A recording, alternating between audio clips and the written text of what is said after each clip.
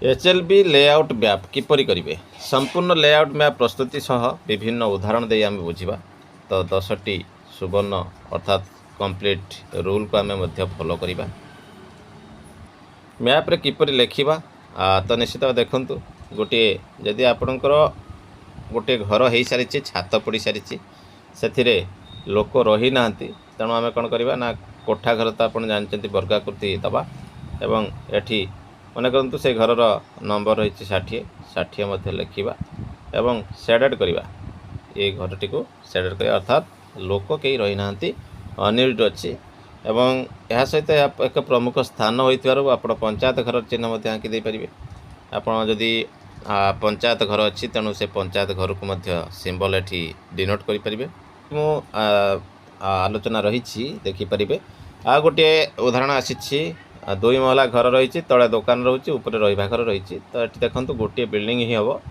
मन कर तो बिल्डिंग नंबर आपंकर पड़ जा 72 आप देखिए तल महलार 2टा दुकान अच्छी ऊपर जड़े घर रोच अर्थात 3टी सेंसस 72 3 लिखा मैप्रे एवं आपण मैंने या मिक्सड यूज मिश्रित व्यवहार घर बोली कहुपर निर्माणाधीन कि भांगी जाइए घर खाली घर दुटी रही क्षेत्र स्थिति गोटे अधा तैयारी घर पक्का घर होती एपर्यंत कहीं रहा आरंभ करना किंतु गोटे घर अच्छी जो कहीं रोना खाली पड़ी मन करूँ ये 85 नंबर घर आप 85 नंबर बिल्डिंग तो आप एमती लिखे एवं यही छायायुक्त कहीं कहीं रोना जो रोथे से प्लेन रोटी न रोथे से छायायुक्त करोसी प्रकार घर हो पारे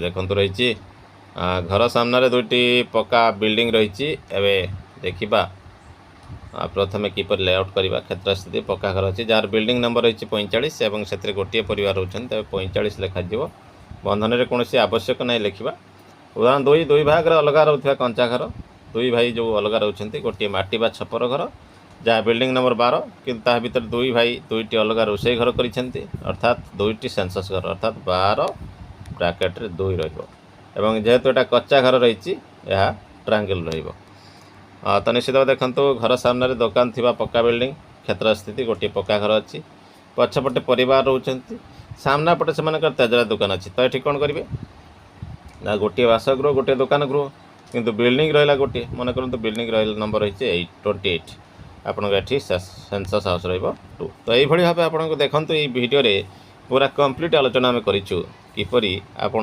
कौन करेंगे डिटेल्स जो मानकर सेंसस रे इन्यूमरेटर हो बा सुपरवाइजर हो समस्त जो ड्यूटी रे एंगेज अच्छा पाखापाखि ओवरऑल ऑल इंडिया रे 35 लाख रु अधिक एम्प्लॉय एथिरे एंगेज अच्छा किंतु ये सब काम होची बहुत माने प्राइवेसी काम आ बहुत सिंसियरली करबा पड़िबो कारण टिके भूलभाल एमदी न हुए ये होची गवर्नमेंट ऑफ इंडिया रे कार्यक्रम रही किंतु आमे जो इन्यूमरेटर अच्छा सुपरवाइजर अच्छा एमानकर मुख्य काम अच्छी जे प्रथम कौन अच्छी ना हाउस लिस्टिंग ब्लॉक अर्थात जो आमर सेंसस हाउस गुड़िक अच्छी केवल से आम गणना कर तो यार 34% अच्छी 34% को जीवा पूर्व आमको प्रथम कार्य रही कौन आम जो एरिया आमको दि जाए 200 पाखापाखि घर अच्छी से घर गुड़िकर आम गोटे परिसर जो गोटे बाउंड्री अच्छी तो से बाउंड्री टी को आम आगे देखीदबा प्रथम पॉइंट द्वितीय पॉइंट रे आम कौन कर ना घर गुड़िक माने नंबरिंग करवा प्रथम आपड़ से एरिया को जी से एरिया आप पब्लिक सहित डिस्कसन करेंगे घर गुड़ नंबरिंग करेंगे घर गुड़ नंबरिंग कला बेले बहुत सारे मेजर केस आसे क्वेश्चन तो आपण मन बहुत थी जमी गोटे पॉइंट देखा जे गोटे बिल्डिंग घर अच्छी ता भर गोटे गुहाल अच्छी गोटे गोदाम अच्छी दुकान घर अच्छी एवं 2टा फैमिली रोचंती बैंक अच्छी एमती बहुत सारा क्वेश्चन आपण मन को आसुथबो एवं से गुड़िक आपण केमिति नंबरिंग करेंगे ये डिफरेंट डिफरेंट अच्छी कौ जगह कौ सिंबल यूज करेंगे गोटे ट्रायंगल यूज करेंगे गोटे स्क्वायर सिंबल यूज करेंगे गोटे शेड बनइबे ये सब जो पॉइंट अच्छी गोटे ब्रैकेट रे केते कोन लिखिबे ये जो पॉइंट गुड़ा आप मन को आसूची आम से सब पॉइंट को बर्तमान डिस्कसन करवा आज टॉपिक रे। ଆମେ ବି ଗୋଟେ ଉଦାହରଣ 1 ନବା। ତ ଗୋଟେ ସ୍ଥିତି ଅଛି ଯେ ଗୋଟେ ପରିବାର ରହୁଥିବା ସାଧାରଣ ପକ୍କା ଘର। ସେଥିରେ କଣ ଅଛି ନା ଗୋଟେ ପକ୍କା ଘର ଅଛି ଯାହାର ବିଲ୍ଡିଂ ନମ୍ବର 45। ମନେ କରନ୍ତୁ ଆପଣ ଯେତେବେଳେ ଷ୍ଟାର୍ଟିଂ କରିବେ, ମାନେ ଯେତେବେଳେ ଘର ନମ୍ବରିଂ କରିବେ, ତ ସେତେବେଳେ ଆପଣ କଣ କରିବେ ନା ଆମର ଜାଣିଛନ୍ତି ଗୋଟେ ନର୍ଥ, ଇଏ ହେଲା ସାଉଥ, ଇଏ ଇଷ୍ଟ ଆଉ ଗୋଟେ ୱେଷ୍ଟ। ଯେତେବେଳେ ଆପଣ ଏରିଆ ଯୋଉ ଆପଣଙ୍କୁ ପରିସର ଦିଆଯାଇଛି ସେ ପରିସର ଫାଷ୍ଟ ପହଞ୍ଚିଯିବେ। ଆପଣ ମୋବାଇଲ ଖୋଲିଦେବେ, କମ୍ପାସରେ ଗୋଟେ କମ୍ପାସ ଆପ୍ ଅଛି ତ ଡାଉନଲୋଡ କରିପାରିବେ ବା ଇନବିଲ୍ଟ ବହୁତ ଜଣଙ୍କ ମୋବାଇଲରେ ଥାଏ। ତ ନର୍ଥ ପୋଲ ଆଉ ସାଉଥ ପୋଲ, ଇଷ୍ଟ ୱେଷ୍ଟ ପୋଲ କୋଉଟା ହଉଛି ଦେଖିଦେବେ। ତେଣୁ ଆପଣ ଷ୍ଟାର୍ଟିଂ ପଏଣ୍ଟ ରହିବ, ଏଇଟା ହଉଛି ଷ୍ଟାର୍ଟିଂ ପଏଣ୍ଟ ରହିବ। ତ ଏମିତି ଆପଣ ମାନେ ଆପଣ କରିକି ଆସିବେ। ନେକ୍ସଟ କଣ କରିବେ ନା ଏଇ ଯୋଉ ପଏଣ୍ଟ କରିବେ ଏମିତି ହିଁ ଏବେ ହଉଛି କଣ ନା ଆପଣ ଘର ଘରକୁ ନମ୍ବରିଂ କରିବା ପାଇଁ ଏମିତି ପଏଣ୍ଟରେ ଯିବେ। ତେଣୁ ଆପଣ ମନେ କରନ୍ତୁ ଘର ନମ୍ବରିଂ କରି ଆସୁଛନ୍ତି, ତ ଗୋଟେ ନମ୍ବର ଅଛି 45 ଆମେ ଦେଖିଲେ ଯେ ସେଥିରେ କେବଳ ଗୋଟିଏ ପରିବାର ରହୁଛନ୍ତି, ଅର୍ଥାତ୍ ଗୋଟିଏ ଜନଗଣନା ଘର ତା କହିବେ ବା ଆମେ ତା କହିବେ ସେନ୍ସସ୍ ହାଉସ ବୋଲି କହିପାରିବା। ତେଣୁ ଏଇ ଜାଗାକୁ ଆମେ ମ୍ୟାପରେ କିପରି ଲେଖିବା? ଫାଷ୍ଟ ପଏଣ୍ଟ ଆପଣ ଜାଣିଥିବେ, ଯଦି ଗୋଟେ ସେନ୍ସସ୍ ହାଉସ ଅଛି, ଗୋଟେ ପକ୍କା ଘର ଅଛି, ତାହେଲେ ତାକୁ ଆମେ କଣ କରିପାରିବା ନା ଆମେ ତାକୁ ସ୍କୋୟାର ଚିହ୍ନରେ ଆବଦ୍ଧ କରିବା ଏବଂ ଆମର ହାଉସ ନମ୍ବର ଯଦି 45 ଅଛି ବା 1 ଯଦି ଅଛି ମଧ୍ୟ 1 ମଧ୍ୟ ଲେଖିପାରିବେ। ଏବେ ଆମର ପ୍ରଶ୍ନ ହେଲା ଯେ ଆପଣ କାହାକୁ ପକ୍କା ଘର କହିବେ? ଟିଣ ଏଜବେଷ୍ଟ ଘର ମଧ୍ୟ ପକ୍କା ଘର ହେଇପାରିବ। ଠିକ ଅଛି, ଦେଖନ୍ତୁ ଯଦି ଏକ ପକ୍କା ବିଲ୍ଡିଂ କହିଲେ ଆମେ କଣ ବୁଝିବା ସେ ବିଷୟରେ ଆମେ ଦେଖିବା। ପକ୍କା ବିଲ୍ଡିଂ ରେ କଣ ଥିବ ନା ଛାତ ଆଉ କାନ୍ଥର ଉପାଦାନ ଆମେ ଦିଟା ଜିନିଷ ଲକ୍ଷ୍ୟ କରିବା। କାନ୍ଥର ଉପାଦାନ କଣ ଥିବ ନା ପଥର ବା ଚୂନ କିମ୍ବା ସିମେଣ୍ଟରେ ଯୋଡା ହେଇଥିବ, ଜିଆଇ ଥିବ, ଧାତବ ଆଜବେଷ୍ଟ ସିଟ୍ ମଧ୍ୟ ଯଦି ଘେରା ହେଇଥିବ, ପୁରା ଇଟା, ସିମେଣ୍ଟ ଇଟା, କଂକ୍ରିଟ, କାଠ ଇତ୍ୟାଦି ଯଦି ଚାରିପଟ ମାନେ ଆପଣଙ୍କର କାନ୍ଥର ଉପାଦାନ ଥିବ, ତାହେଲେ ସେ କେସରେ ମଧ୍ୟ ଆପଣ ତାକୁ ଛାତ ଘର କହିବେ। କିନ୍ତୁ ଆଉ ଗୋଟେ ଛାତର ଉପାଦାନ ମଧ୍ୟ ଆପଣଙ୍କୁ ଦେଖିବାକୁ ପଡିବ। ଆମେ କାନ୍ଥର ଉପାଦାନ ଦେଖିଲେ ଛାତର ଉପାଦାନ ମେସିନ ତିଆରି ଟାଇଲ, ସିମେଣ୍ଟ ଟାଇଲ, ପୁରା ଇଟା, ସିମେଣ୍ଟ ଇଟା, ପଥର, ସ୍ଲେଟ ଏବଂ ଜିଆଇ, ଧାତବ ଆଜବେଷ୍ଟ ସିଟ୍, କଂକ୍ରିଟ, କାଠ ଇତ୍ୟାଦି ଏଗୁଡିକ ହଉଛି କଣ ନା ଆପଣଙ୍କର ହଉଛି ଗୋଟେ ଛାତ ଘର ବା ବିଲ୍ଡିଂ ଘର ବୋଲି ତାକୁ କହିବା। ଯେଉଁ ବିଲ୍ଡିଂ ଗୁଡିକର କାନ୍ଥ କିମ୍ବା ଛାତ ଉପରେ ଲିଖିତ ଯୋଉଗୁଡାକ ଆମେ ଆଲୋଚନା କଲେ ବ୍ୟତୀତ ଅନ୍ୟ ଉପାଦାନ ଥିବ, ଯେମିତିକି କଞ୍ଚା ଇଟା, ବାଉଁଶ, ମାଟି, ଘାସ, ଝାଣି, ଛଣ, ପ୍ଲାଷ୍ଟିକ ପଲିଥିନ୍, ମାଟି ଯୋଡି, ପଥର ଇତ୍ୟାଦିରେ ତିଆରି, ସେଗୁଡିକ ଆମେ କଣ କହିବା ନା ମାଟି ଘର ବୋଲି କହିବା ବା କଞ୍ଚା ଘର ବୋଲି କହିବା। ଓକେ, ଆପଣ ଡାଉଟ ପୁରା କ୍ଲିୟର ହେଇଗଲା। ଏବେ ଆମେ ଜାଣିଦେଲେ ଯେ କୋଉ ଟାଇପର ଏଇ ଟାଇପର ହିଁ ଘର ଦୁନିଆରେ ଅଛି, ଆଉ କୋଉ ଟାଇପର ହିଁ ଘର ନାହିଁ। ଆପଣ ମନରେ ଥିବା ପ୍ରଶ୍ନଟା ନିଶ୍ଚିତ ଭାବେ କ୍ଲିୟର ହେଇଗଲା। ଏବେ ଆସିବା ଗୋଟେ ଉଦାହରଣ 2ରେ ଦୁଇ ଭାଇ ଅଲଗା ରହୁଛନ୍ତି, ଗୋଟେ କଞ୍ଚା ଘର ଅଛି। ଏ କ୍ଷେତ୍ରରେ ସ୍ଥିତି କଣ ଥିବ ନା ଗୋଟେ ମାଟି ବା ଛପର ଘର ଅଛି ଯାହାର ବିଲ୍ଡିଂ ନମ୍ବର 12। ଏଇ ଯୋଉ ନମ୍ବରିଂ ଅଛି ଏଗୁଡା ଏକ୍ସାମ୍ପଲ ମୁଁ ଆପଣଙ୍କୁ ବୁଝିବା ପାଇଁ କହୁଛି। କିନ୍ତୁ ତା ଭିତରେ ଦୁଇ ଭାଇ ଦୁଇଟି ଅଲଗା ରୋଷେଇ ଘର କରି ରହୁଛନ୍ତି। ବୁଝିପାରିଲେ? 2 ଜଣ ଭାଇ ତାମାନେ ସେପାରେଟ ସେମାନେ ଅଛନ୍ତି, 2ଟା ରୋଷେଇ ଘର କରୁଛନ୍ତି। ତେଣୁ ଏଠି ଆମର ସେନ୍ସସ୍ ହାଉସ କେତୋଟି କହିଲେ? ସେନ୍ସସ୍ ହାଉସ ହଉଛି 2ଟି ଏବଂ ଏଥିରେ ଯୋଉ କଚ୍ଚା ଘର ଦେଖିଲେ, କଚ୍ଚା ଘରରେ ଆମର ସିମ୍ବଲ ହଉଛି କଣ ଜାଣିଛନ୍ତି? ଗୋଟେ ତ୍ରିଭୁଜ ଏବଂ ଯେ ଆମର ଘର ନମ୍ବର କେତେ ଥିଲା? 12 ଥିଲା। ତ ଆମେ ତାକୁ କଣ କରିବା ଭିତରେ ଲେଖିବା 12 ଏବଂ ବ୍ରାକେଟ ରେ 2 ଲେଖିପାରିବା। ତ ଏମିତି ଆମର ପଏଣ୍ଟ ଲେଖାଯିବ ଏଇ ଜିନିଷରେ। ଘର ନମ୍ବର ହେଲା 12 ଏବଂ ସେନ୍ସସ୍ ହାଉସ କେତେଟି ଅଛି ନା 2ଟି ଅଛି, ତେଣୁ 2 ନମ୍ବର ରହିଲା। ତାପରେ ସିମ୍ବଲ କଣ ହବ କହିଲେ? ତ୍ରିଭୁଜ ହବ ସିମ୍ବଲ। ଆଉ ଟିକେ ମଧ୍ୟ ଦେଖିଦବା କୋଉ କୋଉ ପଏଣ୍ଟ ମଧ୍ୟ ରହିଛି, କୋଉ ଜାଗାରେ ଆମେ କଣ କରିପାରିବା। ଏଠି ଦେଖୁଥିବେ ଯଦି ଆପଣଙ୍କର ପକ୍କା ଘର ଅଛି ତାହେଲେ ଆପଣ କଣ କରିବେ, ବାସଗୃହ କରୁଛନ୍ତି ତାହେଲେ ସ୍କୋୟାର ଚିହ୍ନ। ଯଦି ପକ୍କା ଘର ଅଛି କିନ୍ତୁ କେହି ରହୁନାହାନ୍ତି, ଅଣବାସଗୃହ, ମଣିଷ ବାଦ ଅନ୍ୟ ଜିନିଷ ରହୁଛି ଯେମିତିକି ଗୋଦାମ ହଉ ବା ଅନ୍ୟାନ୍ୟ କଥା ଯୋଉଟା ଆମେ ଆଲୋଚନା କରିବା, ତାହେଲେ ଆପଣ ସ୍କୋୟାର ଚିହ୍ନ କରିବେ ଏବଂ ସ୍କୋୟାର ଚିହ୍ନ ଉପରେ ଆପଣ ସ୍ୟାଡୋ ବନେଇବେ। ଓକେ, ଏବଂ ମାଟି ଘର ଯଦି ଥିଲେ ତାହେଲେ ସେ ଜାଗାରେ କଣ ହବ, ଗୋଟେ ଟ୍ରାଙ୍ଗଲ ହବ ଏବଂ ଯଦି ମାଟି ଘର ଅଛନ୍ତି କେହି ରହୁନାହାନ୍ତି ସେ ଜାଗାରେ ମଧ୍ୟ ଟ୍ରାଙ୍ଗଲ ହବ ଏବଂ ତାକୁ ସ୍ୟାଡୋ କରାଯିବ। ତ ଇଏ ହଉଛି ଆପଣଙ୍କର ଅଣବାସଗୃହର କଥା ଗଲା। ନେକ୍ସଟ ଆମର ଆଉ ଯୋଉ ଉଦାହରଣ ଗୁଡିକ ରହିଛି କେତୋଟି ଆମେ ଦେଖିଦବା। ଏବେ ଉଦାହରଣ 3 ନମ୍ବର ମଧ୍ୟ ରହିଛି କଣ ନା ଘର ସାମ୍ନାରେ ଥିବା ଦୋକାନ ଥିବା ପକ୍କା ବିଲ୍ଡିଂ ଦେଖିବା। ଗୋଟେ ପକ୍କା ଘର ଅଛି, ବିଲ୍ଡିଂ ନମ୍ବର କେତେ ଅଛି ନା 28 ଅଛି। ପଛପଟେ ପରିବାର ରହୁଛନ୍ତି ଏବଂ ସାମ୍ନା ପଟେ ସେମାନଙ୍କର ଗୋଟେ ତେଜରାତି ଦୋକାନ ଅଛି। ଦେଖନ୍ତୁ ବଢିଆ ବଢିଆ ପଏଣ୍ଟ ଏଠାରେ। ତାହେଲେ ଆମେ କଣ କରିବା, ସେନ୍ସସ୍ ହାଉସ୍ କେତୋଟି ହେଲା? ସେନ୍ସସ୍ ହାଉସ୍ ହଉଛି ଏଠାରେ 2ଟି କମ୍ପ୍ଲିଟଲି, କାରଣ 2ଟା, ଗୋଟିଏ ତ ତେଜରାତି ଦୋକାନ ଭାବେ ବ୍ୟବହାର ହଉଛି ନା, ତ ତାହେଲେ ଗୋଟିଏ ଘର ବି ଧରିବା ଏବଂ ଫ୍ୟାମିଲି ଯୋଉ ରହୁଛନ୍ତି ତାଙ୍କର ଗୋଟିଏ ଧରିବା। ତାହେଲେ ସେ ଜାଗାରେ କଣ ହବ ନା 28 ଆଉ ଗୋଟେ 2, ଅର୍ଥାৎ 28 କଣ ନା ଆପଣଙ୍କର 28 ଯୋଉ ସେନ୍ସସ୍ ହାଉସ୍ ନମ୍ବର, ମାନେ ଆପଣ ନମ୍ବରିଂ କରିଯାଇଛି ଏବଂ ଏଥିରେ କେତୋଟି ସେନ୍ସସ୍ ହାଉସ୍ ଅଛି ନା 2ଟି ଅଛି, ତାହେଲେ 2 ହବ। ଏବଂ ଯଦି ପକ୍କା ଘର ଅଛି ମାନେ ଆପଣ ଜାଣିଛନ୍ତି କଣ କରିବେ ନା ତାକୁ ସ୍କୋୟାର କରିଦେବେ। ଠିକ ଅଛି। ଏବେ ଦେଖିବା 4 ନମ୍ବର ପଏଣ୍ଟ, ଏକାଧିକ ଦୋକାନ ଥିବା ମାର୍କେଟ କମ୍ପ୍ଲେକ୍ସ। ଏକାଧିକ ଦୋକାନ ଥିବା ମାର୍କେଟ କମ୍ପ୍ଲେକ୍ସ କଣ ଥାଇପାରେ? ଗୋଟିଏ ପକ୍କା ସପିଂ କମ୍ପ୍ଲେକ୍ସ ସପିଂ ମଲରେ ଅଛି, ବିଲ୍ଡିଂ ନମ୍ବର କଣ ଅଛି 33। ଏଥିରେ କିନ୍ତୁ କେହି ରହୁନାହାନ୍ତି, ତମେ ଜାଣିଥିବେ ତାକୁ କଣ କୁହାଯିବ, ନନ୍ ରେସିଡେଣ୍ଟାଲ ବା ଅଣବାସଗୃହ। କିନ୍ତୁ ଭିତରେ କଣ ଅଛି ନା 5ଟି ଅଲଗା ଅଲଗା ଦୋକାନ ଅଛି। ଏଇ କ୍ଷେତ୍ରରେ କଣ ହବ, ସେନ୍ସସ୍ ହାଉସ୍ କେତୋଟି ହବ? 5ଟି ସେନ୍ସସ୍ ହାଉସ୍ ହବ। କେହି ରହୁନାହାନ୍ତି ମାନେ ଆପଣ କଣ କରିବେ, ସିଆଡ ଗୋଟେ ବର୍ଗ ଚିତ୍ରଟେ ବନେଇବେ ସ୍କୋୟାରଟେ ଏବଂ ଏଥିରେ ଆପଣ କଣ କରିବେ, ଆପଣଙ୍କ ସେନ୍ସସ୍ ହାଉସ୍ ନମ୍ବର କେତେ ଅଛି ନା 33 ଅଛି, ତ 33 କରିକି ବ୍ରାକେଟରେ 5। ତ ଏଗୁଡିକ ହଉଛି ଆପଣ କଣ୍ଟିନ୍ୟୁ କରି ଚାଲିଥିବେ। ତାହେଲେ ଉଦାହରଣ 5ରେ ଦେଖିବା ଯେ ଖାଲି ପଡୁଥିବା ଗୋଦାମ, ଖାଲି ପଡୁଥିବା ବା ଗୋଦାମ ଥିବା ମାଟି ଘର କଣ ଅଛି ନା ଏଥିରେ ଆମେ ୟାକୁ କେମିତି ଲେଖିବା ମ୍ୟାପରେ? ଏଥିରେ କଣ ଅଛି ନା ଏକ ଛାୟାଯୁକ୍ତ ତ୍ରିଭୁଜ ଅଙ୍କନ କରିବା ଏବଂ ଖାଲି 50 ନମ୍ବର ଲେଖିବା, କାରଣ ଗୋଟିଏ ଘର ଅଛି ସେନ୍ସସ୍ ହାଉସ୍, ତେଣୁ ସେଠି ଆଉ 50 1 ଲେଖିବା କିଛି ଦରକାର ନାହିଁ, କାରଣ 50 ଲେଖିଲା ମାନେ ସରିଲା। ଯଦି 1 ଉପରେ ଅଧିକ ହବ ତାହେଲେ ବ୍ରାକେଟ 2 ଲେଖିବା। ନେକ୍ସଟ ଏବେ ଆମେ ଆଉ ଗୋଟେ ପଏଣ୍ଟ ଯିବା ଯେ ଏକ୍ସାମ୍ପଲ 6, ଗୋଟିଏ ବଡ ଘରେ ଏକାଧିକ ରୋଷେଇ ଯୌଥ ପରିବାର ଅଛନ୍ତି, ବଡ ଫ୍ୟାମିଲି ଗୋଟେ ଅଛନ୍ତି ଯୌଥ ପରିବାର। ସେଇ କେସରେ ବହୁତ ସାରା କ୍ରିଟିକାଲ ଆପଣଙ୍କୁ ଆସିବ, କିନ୍ତୁ ଡୋଣ୍ଟ, ଗୋଟିଏ ବଡ ପକ୍କା ଘର ଅଛି, ବିଲ୍ଡିଂ ନମ୍ବର କେତେ ତାକୁ ଆମେ ଦେଇଦେଲେ 40 ଦେଇଦେଲେ। ଠିକ ଅଛି। ସେଠାରେ 3 ଭାଇଙ୍କର ପରିବାର ରହୁଛନ୍ତି, 3 ଭାଇ ତାଙ୍କର ପରିବାର ଅଛନ୍ତି ଏବଂ ଘର ନମ୍ବର ଆମେ ଦେଲେ 40।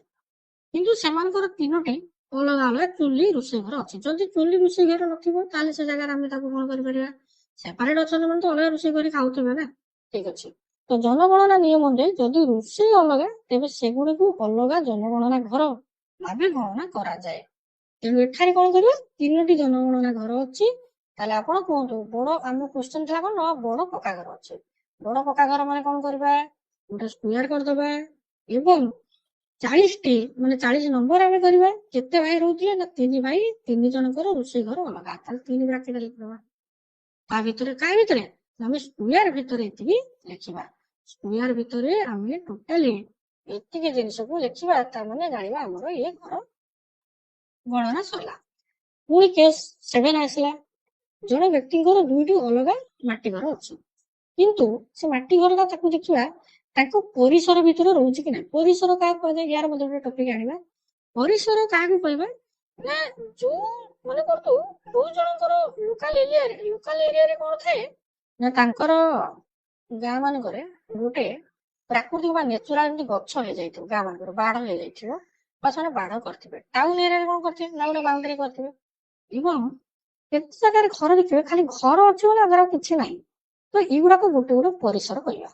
ଠିକ ଅଛି। ତ ତାଙ୍କୁ ମନେ କରନ୍ତୁ ଜଣେ ଗୋଟେ ଗାଁରେ ଘର, ତାଙ୍କର ଗୋଟେ ନ୍ୟାଚୁରାଲ ବାଡ଼ ଅଛି, ତା ଭିତରେ ତାଙ୍କର ଗୋଟେ ଘର ଅଛି ଆଉ ଗୋଟେ ଗୁହାଳଟେ ଅଛି ଏବଂ ଏଥିରେ ବିଲ୍ଡିଂ ନମ୍ବର ଆମେ ଯିବା, ତାକୁ ଆମେ ବିଲ୍ଡିଂ ନମ୍ବର କେତେ ଦବା, 55 ନମ୍ବର ଦବା। ଏଇଟା ମାଟି ଘର, ଆମେ 55 ନମ୍ବର ଦେଇଦେଲେ। କିନ୍ତୁ ଗୁହାଳ ବା କାଠ ରଖିବା ପାଇଁ ସେମାନେ ଗୋଟେ ବ୍ୟବହାର କରୁଛନ୍ତି। ତାହେଲେ ଏଠି ଆମେ କଣ ଦେଖିଲେ ନା ଆମେ ଦେଖିଲେ ଯେ ଗୁହାଳଟେ ସେ ଘର ସହିତ ନାହିଁ କିନ୍ତୁ ଅଲଗା ଅଛି। ମନେ କରନ୍ତୁ ଏଠି ତାଙ୍କର ଗୋଟେ ଘର ଅଛି, ଗୋଟେ ମାଟି ଘର ଅଛି, ଏଠି ଗୋଟେ ମାଟି ଘର ଅଛି ଏବଂ ଏଠି ତାଙ୍କର ଗୋଟେ ଗୁହାଳ ଅଛି। ତ ଏଇ ଜାଗାରେ ଅଲଗା ଅଲଗା କିନ୍ତୁ ଗୋଟେ ପରିସର ଭିତରେ ଅଛି। କିନ୍ତୁ ଇଏ ହଉଛି ନନ୍ ରେସିଡେଣ୍ଟାଲ, ଇଏ ହଉଛି ରେସିଡେଣ୍ଟାଲ। ତେଣୁ ୟା ପାଇଁ କଣ କରିବା ନା ଆମେ ଟ୍ରାଙ୍ଗଲ ଅଙ୍କନ କରିଦେବା ଏବଂ ଏଇ ଯୋଉ ନନ୍ ରେସିଡେଣ୍ଟାଲ ଅଛି ୟା ପାଇଁ କଣ କରିବା, ଗୋଟେ ଟ୍ରାଙ୍ଗଲ ଅଙ୍କନ କରିବା କିନ୍ତୁ ସ୍ୟାଡୋ ବନେଇବା। କିନ୍ତୁ ଆମର ନମ୍ବର କେତେ ଘର ନମ୍ବର ମାନେ ଆମେ ଏଠି ଦବା ଗୋଟେ 55 ଦବା, ତାଙ୍କ ରହୁଥିବା ଘରକୁ 55 ଏବଂ ଯୋଉଟା ଗୁହାଳ ଅଛି ତାକୁ କଣ କରିବା 56 ଅଛି। ଠିକ ଅଛି।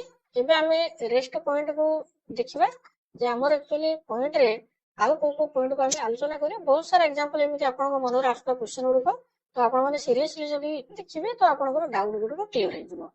ଉଦାହରଣ ଆଗରେ କଣ ଅଛି ନା ଗାଁର ଅଙ୍ଗନବାଡି କିମ୍ବା ପଞ୍ଚାୟତ ଘର ଅଛି। ଏଇ କେସରେ ଗୋଟେ ଗାଁକୁ ଯିବେ, ଗୋଟେ ଦେଖିବେ ପଞ୍ଚାୟତ ଘର ବା ଅଙ୍ଗନବାଡି ରହିଛି, ସେଠି କିନ୍ତୁ କେହି ରୁହନ୍ତି କି? ଅଙ୍ଗନବାଡିରେ କେହି ରୁହନ୍ତି? କେହି ରହୁନାହାନ୍ତି। ତେଣୁ ବିଲ୍ଡିଂ ନମ୍ବର କଣ କରିବେ, ତାକୁ ସାକ୍ଷୀ ଦେବେ। ତେଣୁ ଅଣବାସଗୃହ ମାନେ ତାକୁ ଆପଣ ଯଦି ବିଲ୍ଡିଂ ଘର ଅଛି ତାହେଲେ ବିଲ୍ଡିଂ ଘର ଆପଣ କଣ ଜାଣିଛନ୍ତି, ତାକୁ ସ୍କୋୟାର କରିଦେବେ। ସ୍କୋୟାର କରିଦେଇକି ତାକୁ ଆପଣ ଦେଇଦେବେ, ସାକ୍ଷୀ ଦେଇଦେବେ ବିଲ୍ଡିଂ ନମ୍ବର। ବେଳେବେଳେ କେସ୍ ହୁଏ କଣ ନା ପଞ୍ଚାୟତ ଘର ଜଣେ ଲୋକ ରାତିରେ ଶୋଇବା ପାଇଁ ଆସନ୍ତି, ତ ସେଟାକୁ ଆପଣ ନନ୍ ରେସିଡେଣ୍ଟାଲ ନେବେ, ତାକୁ ରେସିଡେଣ୍ଟାଲ ନେବେ ନାହିଁ। କାରଣ ରୋଷେଇ ଗୃହ ନାହିଁ, କି ସେ ଖାଉନାହାନ୍ତି, ସେ ଘରୁ ଖାଇ ଆସୁଛନ୍ତି, ଏଠି ଖାଲି ରେଷ୍ଟ ମାନେ ଜଗୁଛନ୍ତି। ତ ସେଇ ଜାଗାରେ ଆପଣ କଣ କରିବେ, ତାକୁ ଆପଣ ରଖିବେନି। ହଁ, ଏଇ କେସରେ ଆପଣ କଣ କରିପାରିବେ ନା ଯେହେତୁ ନନ୍ ରେସିଡେଣ୍ଟାଲ ଅଛି ମାନେ ଆପଣ ୟାକୁ ସ୍ୟାଡୋ ବନେଇବେ। ଠିକ ଅଛି, ତ ଆପଣ ବୁଝିଯାଇଥିବେ। ତାପରେ ଆମେ ଉଦାହରଣ 9 ନମ୍ବର ଦେଖିବା। ଏଠି 2 ମହଲା ଘର ଅଛି, ତଳେ ଅଛି ଦୋକାନ ଏବଂ ଉପରେ ରହିବା ଘର। ମନେ କରନ୍ତୁ ଗୋଟେ ଜାଗାକୁ ଆମେ ଗଲେ, ତାଙ୍କର କଣ ଅଛି ନା ମାଲିକଙ୍କ ପରିବାର ରହୁଛନ୍ତି, ମିଶ୍ରିତ ବ୍ୟବହାର ସେ କରୁଛନ୍ତି, ଯେ ତଳେ ଦୋକାନ ଏବଂ ଉପରେ ହଉଛି ଘର ଅଛି, ମାନେ 2 ତାଲା ବିଲ୍ଡିଂ। ତ ଏଇ ଜାଗାରେ ଯେତେବେଳେ ବିଲ୍ଡିଂ ଆମେ କରିବା, ଏଠି କେତେଟା ଜିନିଷକୁ ଲକ୍ଷ୍ୟ କରିବା। କଣ କରିବା ନା ତଳେ ଦେଖିଲେ ତାଙ୍କର 2ଟି ଦୋକାନ ଅଛି, ଉପରେ ସେ ରହୁଛନ୍ତି, ତାହେଲେ ରହିବାଟା ହଉଛି ଗୋଟିଏ, ଦୋକାନ ହଉଛି କଣ ନା ଗୋଟିଏ, ମାନେ ଆପଣ ରହିବାଟା ଗୋଟିଏ, ଦୋକାନ ହଉଛି 2ଟି। ତ ଏଥିରେ ତାହେଲେ 3ଟା ଯାକ କଣ ଅଛି ନା ଆପଣଙ୍କର 3ଟା ଯାକ ଅଛି ବିଲ୍ଡିଂ ରେ ଅଛି। ତାହେଲେ ଆମେ କଣ କରିବା ନା 7-2 ନମ୍ବର ଦବା ବିଲ୍ଡିଂ, ଏବଂ ଯେହେତୁ ସେନ୍ସସ୍ ହାଉସ କେତେଟା ଅଛି ନା 3ଟି ଅଛି, ତାହେଲେ 72 ଲେଖିବା। ଏଥିରେ ପୁଣି ଆମର କାର୍ଯ୍ୟ କଣ ରହିଲା ନା ଏଥିରେ ସ୍କୋୟାର ଚିହ୍ନ ଦେଇ ତାକୁ ଆମେ ଛାଡିଦବା, ଯେହେତୁ ବିଲ୍ଡିଂ ଘର। ଉଦାହରଣ 10 ନମ୍ବର। ଏଥିରେ ନିର୍ମାଣାଧୀନ କିମ୍ବା ଭଙ୍ଗା ଯାଇଥିବା ଘର, ଖାଲି ଘର ଅଛି। କଣ ଥାଇପାରେ? ବେଳେ ବେଳେ ଅଧା ତିଆରି ହେଇଥିବା ପକ୍କା ଘର ଅଛି, ଯେଉଁଠାରେ ରହିବା ପାଇଁ ମାନେ ରହିବା ଆରମ୍ଭ କରିନାହାନ୍ତି, କିମ୍ବା ଗୋଟିଏ ଘର ଅଛି ଯେଉଁଥିରେ କେହି ରହୁନାହାନ୍ତି, ଖାଲି କରିଛି। ଘରକୁ ଏହା ହଉଛି 85 ହଉଛି ତାର ସିରିଏଲ ନମ୍ବର ଅଛି, ଘର ନମ୍ବର। ତାହେଲେ ମ୍ୟାପରେ ଆମେ କେମିତି ଲେଖିବା? ମ୍ୟାପ ଖାଲି ଘର ଅଛି, ଗୋଟେ ଭେକେଣ୍ଟ ହାଉସ ବୋଲି ଗଣାଯିବ, ଏବଂ ଏଥିରେ କେହି ରହୁନାହାନ୍ତି ମାନେ ତାହେଲେ କଣ କରିବେ, ଯେହେତୁ ବିଲ୍ଡିଂ ଘର ଅଛି, ତାହେଲେ ଏଇ କେସରେ ଆମେ କଣ କରିପାରିବା, ଯେହେତୁ ଅଣବାସଗୃହ ବିଲ୍ଡିଂ ଘର, ତାହେଲେ ଆପଣ ତାକୁ ସ୍ୟାଡୋ ଚିହ୍ନ କରିଦେବେ। ସ୍ୟାଡୋ ଚିହ୍ନ କରିଦେଇକି ତାକୁ 85 ଲେଖିଦେବେ। ଭିଡିଓଟି ଦେଖୁଥିବେ, ମୁଁ ଲାଷ୍ଟ ଗୋଟେ ପ୍ରଶ୍ନ ପଚାରିବି, ତ ଆପଣ ମାନେ କମେଣ୍ଟରେ ମଧ୍ୟ ଜଣେଇବେ ଯେ ଆପଣଙ୍କର ଉତ୍ତର କଣ ହଉଛି ଦେଖିବା। ତ ଯୋଉମାନେ ମାଟି ଘର, ଅଙ୍ଗନବାଡି କିମ୍ବା ସ୍କୁଲ ଅଛି, ତ ଏଇ କେସରେ କଣ ହବ? ଏଇ କେସରେ ମାଟି ଘର ଅଛି, ତାହେଲେ ଆପଣ ଏଟା ହଉଛି ନନ୍ ରେସିଡେଣ୍ଟାଲ ହବ। ନନ୍ ରେସିଡେଣ୍ଟାଲ ହେଲେ ତାହେଲେ ଏଇଟା ହଉଛି କେହି ରହୁନାହାନ୍ତି, ତାହେଲେ ଆପଣଙ୍କୁ ସ୍ୟାଡୋ ଚିହ୍ନ ବନେଇବେ ଏବଂ 88 ଦେଇଦେବେ। ଯେହେତୁ ଆପଣଙ୍କ ସିରିଏଲ ନମ୍ବର ଯେତିକି ଆସୁଥିବ ଆପଣ ତାକୁ ଦେଇପାରିବେ, ଭିତରେ ଲେଖିବେ। ମ୍ୟାପ୍ କେମିତି ତିଆରି କରିବେ ତାର ମଧ୍ୟ ଗୋଟେ ଟପିକ ଆଣିବା। ଉଦାହରଣ ନମ୍ବର 12 ଅଛି, କେବଳ ଦୋକାନ ଥିବା ବଡ ପକ୍କା ଘର। ବହୁତ ବଡ ପକ୍କା ଘର ଅଛି, ଏଠି କେବଳ ଦୋକାନ ଘର ଅଛି। ହେଲେ ଦୋକାନ ଏଠି ତା ଭିତରେ କେତୋଟି ଅଛି ନା 3ଟି ବିଭିନ୍ନ ପ୍ରକାର ଦୋକାନ ରହିଛି। ତାହେଲେ ଆମେ ସେନ୍ସସ୍ ହାଉସ କେତୋଟି ଦେଖିଲେ ନା ଏଠି 3ଟି ସେନ୍ସସ୍ ହାଉସ ଦେଖିଲେ। କଣ ଅଛି ନା ବିଲ୍ଡିଂ ଅଛି। ବିଲ୍ଡିଂ ଅଛି ତାହେଲେ ଆପଣ କଣ କରିବେ, ସେଠି କେହି ରହୁଛନ୍ତି କି? ଦେଖିଲେ ଏଠି କେହି ରହୁନାହାନ୍ତି। ତାହେଲେ ଆପଣ କଣ କରିବେ, ଯେହେତୁ ବିଲ୍ଡିଂ ଗୋଟେ ସ୍କୋୟାର ଘର କରିବେ, ଏବଂ ଏଥିରେ 90 ଲେଖିଦେବେ। ଯେହେତୁ ଆମର ସିରିଏଲ ନମ୍ବର ଆମେ ଗୋଟେ ମନେକର ଗୋଟେ 90, କେତୋଟି ଘର ଅଛି ନା 3ଟି ଦୋକାନ ଘର ଅଛି, 3 ଲେଖିଦବା। ତାପରେ ଆପଣ କରିବା ନା ସ୍ୟାଡୋ ବନେଇବା। କ୍ଲିୟର? ଆପଣଙ୍କ ଡାଉଟ କ୍ଲିୟର ହଉଛି ନା? ଠିକ ଅଛି। ନେକ୍ସଟ ଉଦାହରଣ ନମ୍ବର 13। ଗୋଟେ କଞ୍ଚା ଘରେ 2ଟି ପରିବାର, ଗୋଟେ ଛୋଟ ଦୋକାନ ଅଛି। ଦେଖନ୍ତୁ, ଗୋଟେ ମାଟି ଘର ଅଛି, 2 ଜଣ ପରିବାର ରହୁଛନ୍ତି, କିନ୍ତୁ ଛୋଟ ଦୋକାନ ଅଛି। କିନ୍ତୁ 2ଟି ପରିବାର ଯେହେତୁ ରହୁଛନ୍ତି, ତାହେଲେ ଆମର 2ଟି ହେଲା ରହିବା ଘର, ଆଉ ଗୋଟେ କଣ ଅଛି ନା ଦୋକାନ ଘର ଅଛି। ଆପଣ ବୁଝିଯାଇଥିବେ। ମ୍ୟାପରେ କେମିତି ଲେଖିବା? କିନ୍ତୁ ଏଠି ଆପଣ ଦେଖନ୍ତୁ, ସେ ଘର ରହୁଛନ୍ତି ମାନେ ତାହାକୁ ଆମେ ରେସିଡେଣ୍ଟାଲ ଭାବେ ନେବା। ଯଦି ଗୋଟେ ଘର ଦୋକାନ ହେଲାଣି, ତାକୁ ଆମେ ନନ୍ ରେସିଡେଣ୍ଟାଲ କହିବା ନାହିଁ, ତାକୁ ଆମେ ରେସିଡେଣ୍ଟାଲ। ତ ତାପରେ ଏଥିରେ କଣ ହବ, ଗୋଟେ ତ୍ରିଭୁଜ ଅଙ୍କନ କରିଦେବେ। ଗୋଟେ ତ୍ରିଭୁଜ ଅଙ୍କନ କରି ଆମେ ମନେ କରୁଛୁ ସିରିଏଲ ନମ୍ବର କେତେ ଅଛି, ଘର ନମ୍ବର ଗୋଟେ 95 ଅଛି, ତ 95 କରିଦେଲେ। ତାପରେ ଆମର କେତୋଟି ସେନ୍ସସ୍ ହାଉସ ଅଛି ତା ଭିତରେ? 2, 1, 3।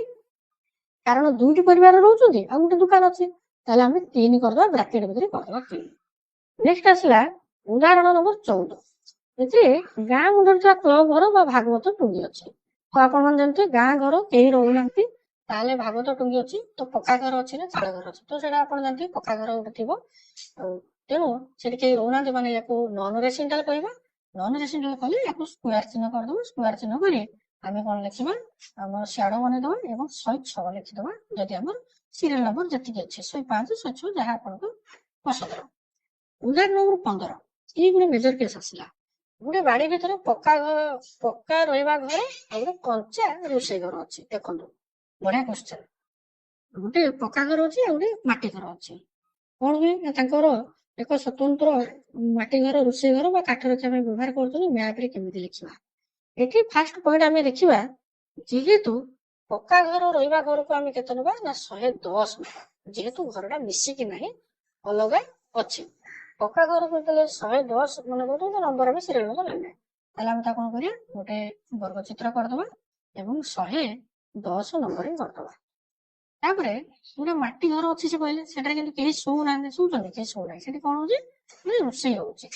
ରୋଷେଇ ଯଦି ନନ୍ ରେସିଡେଣ୍ଟାଲ, ତାହେଲେ ସେ ଜାଗାରେ ଆମେ କଣ କରିବା ନା ଗୋଟେ ଟ୍ରାଙ୍ଗଲ ଅଙ୍କନ କରିଦବା ଏବଂ ୟାକୁ ସ୍ୟାଡୋ ବନେଇବା ଏବଂ ୟା ଭିତରେ ଲେଖିଦବା ଟ୍ରିପଲ ଲ। ଇଏ ହେଲା 110, ଇଏ ହେଲା 111। ପଏଣ୍ଟ ଆପଣ କ୍ଲିୟର ହେଲା। ମେଜର କେସ୍ ପୁଣି ଆମେ ଦେଖିବା ଯେ ଉଦାହରଣ 16ରେ ମିଶ୍ରିତ ବ୍ୟବହାର କୋଠା। ଯେମିତିକି ଗୋଟିଏ ବଡ 2 ମହଲା ପକ୍କା ଘର ଅଛି, ତଳ ମହଲାର 3ଟା ଦୋକାନ ଅଛି ଏବଂ ଗୋଟିଏ ଗୋଦାମ ଘର ଅଛି। ତାହେଲେ ଆମେ କଣ ଦେଖିଲେ ନା 4ଟି ଘର ଅଛି କିନ୍ତୁ ଅଣ ବାସଗୃହ ବା ନନ୍ ରେସିଡେଣ୍ଟାଲ। ଏଥିରେ ଉପର ମହଲାର ମାଲିକଙ୍କର କଣ ହୁଏ ନା 2 ପୁଅ ନିଜର ଅଲଗା ରୋଷେଇ କରି ଖାଉଛନ୍ତି। ତାହେଲେ ଆମେ କଣ କରିପାରିବା, ଉପର ମହଲାରେ ମାଲିକର 2 ପୁଅ ଅଛନ୍ତି, ତାହେଲେ 2ଟି ବାସଗୃହ। କ୍ଲିୟର? ଏଠାରେ ଆମେ ଦେଖିଲେ ଦୋକାନ ଘର କେତେଟା ଅଛି ନା ଗୋଟିଏ ବିଲ୍ଡିଂ ରେ ମୋଟ 6ଟି ତାହେଲେ ଜନଗଣନା ଘର ଅଛି। କାହିଁକି ନା ଦୋକାନ ଦେଖିଲେ 4ଟି, ତାହେଲେ 2 4 କେତେ 6 ହେଇଗଲା। ତାହେଲେ ଏଇ ଜାଗାରେ କଣ ଘର ନା ବିଲ୍ଡିଂ ଘର ଅଛି। ଏଇଠି ଆପଣ ମନେ ରଖିବା ଶୈଳୀ ମ୍ୟାପରେ କଣ ଲେଖିବେ ନା ଇଏ ଗୋଟେ ରେସିଡେଣ୍ଟାଲ ହାଉସ, ତେଣୁ ତାକୁ ଆମର କଣ କରିବା, ଗୋଟେ ସ୍କୋୟାର ଚିହ୍ନ ତାକୁ ଆମେ ଆଙ୍କିଦବା। ଆଙ୍କି ଦେଲା ପରେ ତାକୁ ଲେଖିବା ହଉଛି ଆମର ଗୋଟେ ବିଲ୍ଡିଂ ନମ୍ବର ଗୋଟେ ଦବା। ପ୍ରଥମେ ଏଠି ଆମେ ଗୋଟେ ଏକ୍ସାମ୍ପଲ ବିଲ୍ଡିଂ ନମ୍ବର ଯେକୌଣସି ମନେ କରୁଛୁ, ଆପଣଙ୍କର 120 ଗୋଟେ ବିଲ୍ଡିଂ ଆସିଲା, ତାହେଲେ 120 ବ୍ରାକେଟରେ 6 ବୁଝିଗଲା। ତ ଇଏ ହଉଛି ମେଜର କେସର। ଉଦାହରଣ 17ରେ ଆମେ ଦେଖିବା ସ୍କୁଲ ଏବଂ ଶିକ୍ଷକଙ୍କ କ୍ୱାର୍ଟର ଅଛି। ମନେ କରନ୍ତୁ ଆପଣ ଯାଇଥିଲେ, ଗୋଟେ ଟିଚର ମାନେ ଏଠି ରହୁଛନ୍ତି, ସ୍କୁଲ ମଧ୍ୟ ଅଛି। ଏଇଠି ଦେଖିବା ଗୋଟେ ଲ୍ୟାଣ୍ଡମାର୍କ, ଆମେ ତ ଯେକୌଣସି ଜାଗାକୁ ଯିବା ମାନେ ଆମେ ତ ଲ୍ୟାଣ୍ଡମାର୍କ ଦବା, ସେଟା ତ ଆମେ ପରେ ସେ ଭିଡିଓରେ ଆଲୋଚନା କରିବା। ସେଇ ସ୍କୁଲ ହତା ଭିତରେ ପ୍ରଧାନ ଶିକ୍ଷକ ରହିବା ପାଇଁ ଏକ ଅଲଗା ପକ୍କା ଘର ଅଛି। ଏଇ ଜାଗାରେ କଣ ହୁଏ ନା 2ଟି ଅଲଗା ଢାଞ୍ଚା ଥିବାରୁ 2ଟି ବିଲ୍ଡିଂ ନମ୍ବର ଦବା। ପ୍ରଥମ କଥା, ଗୋଟିଏ ସ୍କୁଲ ଅଛି, ଠିକ ଅଛି, ଆଉ ଜଣେ ରହୁଛନ୍ତି, ତାହେଲେ ଆମେ ତାକୁ କଣ ଦବା, ରେସିଡେଣ୍ଟାଲ ବା କ୍ୱାର୍ଟର୍ସ ବୋଲି ଦବା। ତ ଆଉ ଗୋଟେ ରହୁଛନ୍ତି ମାନେ ସିଏ ତ ସେ ଘରେ ରହୁଛନ୍ତି ନା, ତ ତାହେଲେ ଆମେ ତାକୁ କ୍ୱାର୍ଟର୍ସ ବୋଲି ଦେଇଦବା ବା ତାକୁ ରେସିଡେଣ୍ଟାଲ ଦବା, ସେ ଘର ରହିବା ଘର।